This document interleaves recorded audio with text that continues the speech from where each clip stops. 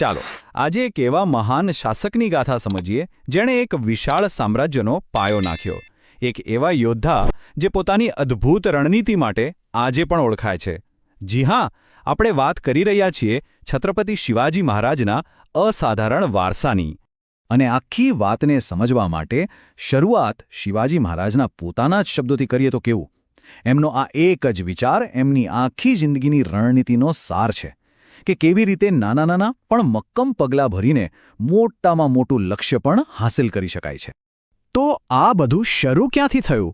એક મહાન રાજાનું વિઝન અને એક નેતાનું ઘડતર કેવી રીતે થયું? ચાલો એમના શરૂઆતના દિવસોમાં જઈએ અને એ સિદ્ધાંતોને સમજીએ જેણે એમને પ્રેરણા આપી. વાત છે શિવનેરી કિલ્લાની, જ્યાં શિવાજીનો જન્મ થયો, પણ એમનું વ્યક્તિત્વ ઘડાયું હતું 4 મુખ્ય સ્તંભોના માર્ગદર્શન હેઠળ. એક તરફ હતા માતા જીજાબાઈ, જેમણે ધર્મ અને ન્યાયના પાઠ શીખવ્યા. બીજી તરફ પિતા શાહજી, જેમની પાસેથી રાજનીતિનું જ્ઞાન મળ્યું. અને પછી હતા એમના ગુરુ રામદાસ અને દાદાજી કોણદેવ, જેમણે યુદ્ધ અને શાસનની કળામાં નિપુણ બનાવ્યા. આ 4 લોકોએ જ એમના ભવિષ્યનો મજબૂત પાયો નાખ્યો હતો. એ સમય જરાક અલગ હતો. મોટા ભાગનો દેશ બહારના શાસકોના હાથમાં હતો. અને આવા સમયે શિવાજીએ એક બહાદુર સંકલ્પ લીધો, હિન્દુ પદ પાતશાહી સ્થાપવાનો.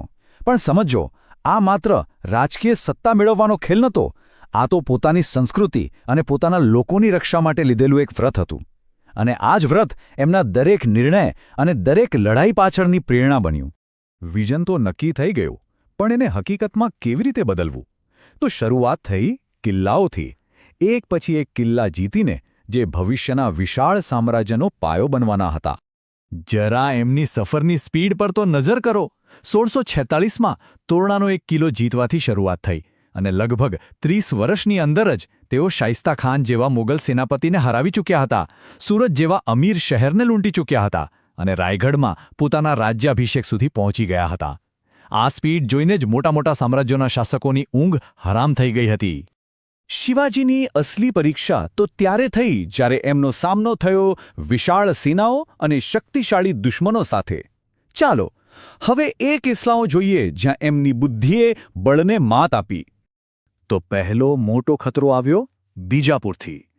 ત્યાંના સુલતાને પોતાના સૌથી ઘાતકી અને રાક્ષસ જેવા સેનાપતિ અફઝલ ખાનને મોકલ્યો. હુકમ એક જ હતો, શિવાજીને જીવતો કે મરેલો પકડીને લાવો. એ સમયે બધાને લાગ્યો કે હવે શિવાજીનો ખેલ ખતમ. પણ શિવાજી તો શિવાજી હતા. એ હંમેશા 2 ડગલા આગળ વિચારતા. એમણે મુલાકાત માટે હા પાડી દીધી. પણ કેવી રીતે? પૂરી તૈયારી સાથે. કપડાની અંદર લોખંડી બખ્તર પહેર્યું અને હાથમાં છુપાવ્યું ખતરનાક હથિયાર વાઘનખ. પ્લાન સીધો હતો, જો સામેવાળો દગો કરે તો જવાબ પણ એ જ ભાષામાં મળશે. આ હતી બુદ્ધિ સામે બળની લડાઈ. અફઝલ ખાનનું શું થયું? એના સમાચાર જ્યારે દિલ્હી પહોંચ્યા ને, તો ખુદ મુગલ બાદશાહ ઔરંગઝેબ હલી ગયો. એણે તરત જ પોતાના મામા શાઇસ્તા ખાનને એક જંગી ફોજ સાથે મોકલ્યો. આદેશ સ્પષ્ટ હતો, આ વિદ્રોહને જડમૂળથી ઉખાડી ફેંકો. હવે લડાઈ સીધી દિલ્હી સલ્તનત સાથે હતી. હવે જુઓ, શાઇસ્તા ખાને એક એવી ભૂલ કરી જે એને બહુ ભારે પડી. એણે પુણેમાં શિવાજીના પોતાના જ બાળપણના ઘર લાલ મહેલમાં ડેરો જમાવ્યો. શિવાજી માટે તો આ ઘરનો ખૂણે ખૂણો જાણીતો હતો. બસ એક રાત્રે જાણૈયાઓના વેશ લઈને મુઠ્ઠીભર સૈનિકો સાથે શિવાજી મહેલમાં ઘૂસી ગયા. સીધો શાઇસ્તા ખાનના રૂમમાં હુમલો. ખાન માંડ જીવ બચાવીને ભાગ્યો, પણ પોતાની આંગળીઓ ત્યાં ગુમાવી બેઠો. મુગલ સામ્રાજ્યની આબરૂનો તો કચરો થઈ ગયો. દુશ્મનોને એમના જ ઘરમાં હરાવ્યા પછી શિવાજીએ ગેર બદલ્યો. હવે માત્ર બચાવ નહીં, પણ હુમલો. અને નિશાન શું હતું? મુગલોની તિજોરી, એમની આર્થિક રાજધાની. અને એ પણ એકવાર નહીં, પૂરા 2 વાર. મુગલ સામ્રાજ્યનું સૌથી અમીર શહેર અને વ્યસ્ત બંદર સુરત, એને 2 વાર નિશાન બનાવવામાં આવ્યું.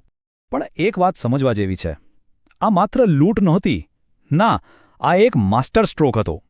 ઔરંગઝેબને સીધો સંદેશ હતો કે તારી તિજોરી પણ હવે અમારા નિશાના પર છે. તારું રાજ હવે સુરક્ષિત નથી.